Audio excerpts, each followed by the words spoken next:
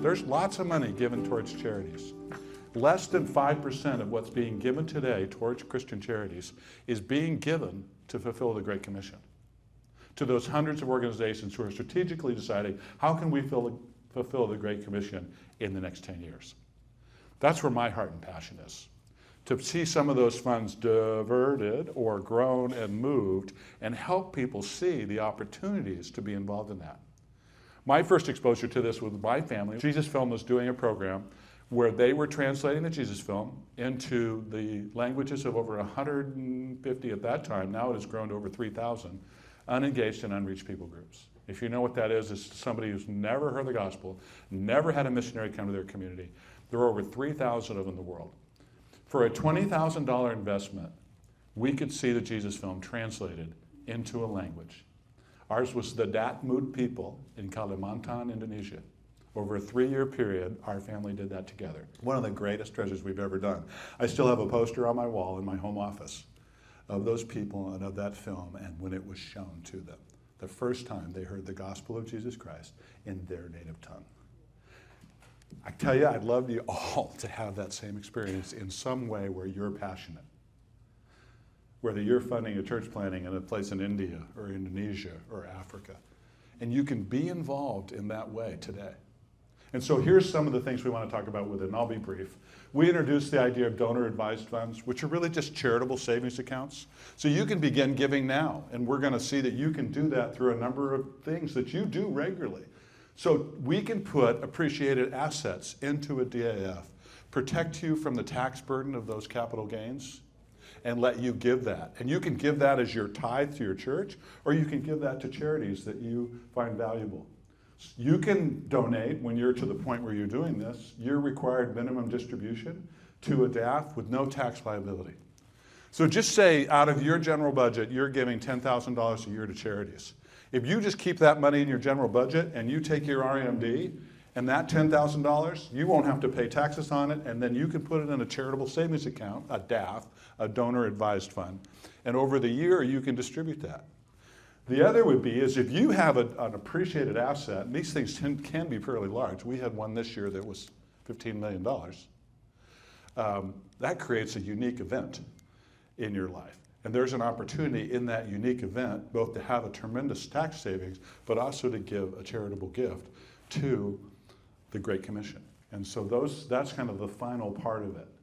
Tom, there's 2 models up here. Would you explain the RMD model and the appreciated asset model to them? So the RMDs model is exactly as Rob was describing. Instead of taking your RMDs, putting it in your pocket and putting it in your general fund, paying taxes on it, and then figuring out where all the money's going to go, you can take some or all of your required minimum distribution and just say, I'm diverting it directly to XYZ charity, right? Whatever charity that you want to do, or into a donor advised fund and start funding the fund. The advantage of using a donor advised fund is that you literally get an online website and you can start picking who you want to start giving money to, and can do it either on a consistent basis. It's an online portal, and you go online and you're able to give the money on a consistent basis and change who you give it to. All the major charities are in there. If the one you want to give it to is not there, they'll put it in there, and you can start allocating it. For those clients, and we have several of them, that have a heart to give to charities at their passing, right? Like half the money goes to the family, half the money goes to charities. What is going to be important is we have had a passing of a dear, dear client about 1.5 years ago, and we have been struggling to get the money like to feed the children, right? In like good organizations. Because of the requirements of giving the money over, they're very reluctant to give us the information we need to give it to them, because the IRS is like, no, you need to have these accounts and this stuff. Donor advised fund is the way to do it. We've put a ton of research into it. Our heart is broken that we're struggling so much. I think we've spent 50 to 100 hours at least trying to get this money into various hands. Yeah. Everyone has touched it, and the donor advised fund is going to be a much cleaner, much better way, and then you can also stage it out about how it's going to go. So right. The qualified distributions go into a donor advised fund, and you can give, so that's immediate, and then you can choose over time when you want to start giving it or at what time you want to give it. If you have a non-retirement account with us, there's a high probability you have a highly appreciated asset in it. Yeah. Right? So some stock we bought or some investment we've bought over the last couple of years has appreciated in value. If you want to do some giving, if you want to do something and it's in your heart to do a charity, to give to a charity or do a DAF, we would take that highly appreciated stock, Apple, Google, whatever, some stock, some mutual fund, some ETF that we bought, and we would donate that instead, and that becomes, at the current day that you donated, that becomes the value of your donation, right? We might have put, let's use numbers, we might have put $10,000 in an investment, now it's worth $20,000, right? We would move the $20,000 value into a donor advised fund. You get a $20,000 write-off, or the write-off on a $20,000 donation, but it really only costs you $10,000 in time, right? Because you put $10,000 investment in and you waited with it. And you're not paying 22% or more. And you're not paying capital gains on the sale. Yeah. So that's a pretty active strategy. So if you have a heart to donate and you want to, and your church is doing a building project, or you want to do a long-term project for your church, or any charity that is on your heart, we're not here to judge you on the charity. We just want to give you tax-saving strategies that are going to help you do what you're already doing and finding ways to do it. Just to clarify something, what Tom said is entirely accurate, but one of my roles, what I want to be in this goal that Tom and I have, is to say, let's identify some charities that are working towards the strategy of fulfilling the Great Commission. So what's the project? Just step to the project. There's a global movement of organizations focused on finishing the Great Commission, making disciples of every nation around the world. Over 100 organizations are involved in a network called GACX. The project is this. They want to have believers in every nation or tribe. There's 12,000 unique people groups around the world. Probably 9,000 of them right now have believers within them. There's still 3,000 remaining. In the next 10 years, we hope to wipe that out. Sectors that are working in this are evangelism and media and resources and the training of missionaries. And I've just included some different examples of organizations like Cru and YWAM and the Baptist Mission Board and the Billy Graham Evangelistic Association and Young Life are all doing this task, and they're part of those 100 organizations. The second element of this is Bibles, that every person on earth would have access to the gospel in their own heart language.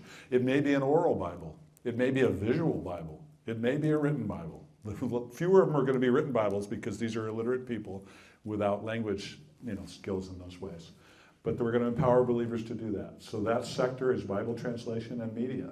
And again, groups like the Jesus Film and Seed Company and Wycliffe and Foreign Bible Societies. And then the third element of this plan is bodies of Christ, that everyone on earth would have access to a local church where they fellowship. That means the addition of 3 million churches to the 7 million that already exist in order to do that. And there are church planting networks, and there are a number of ones listed there that are both geographical and global.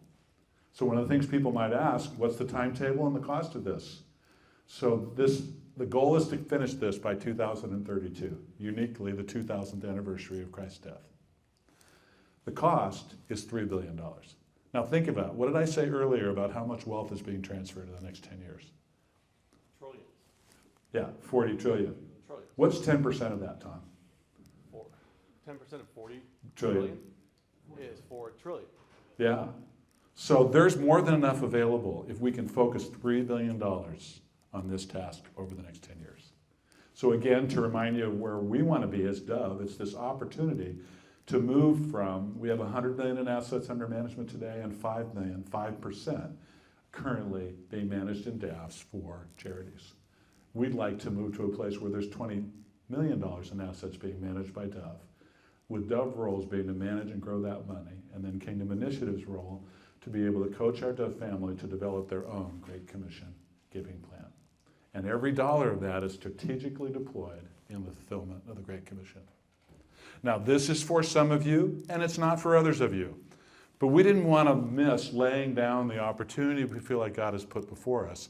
And Tom and I will be leading this charge and uniquely, again, tailoring what we do for each one of you and your desires.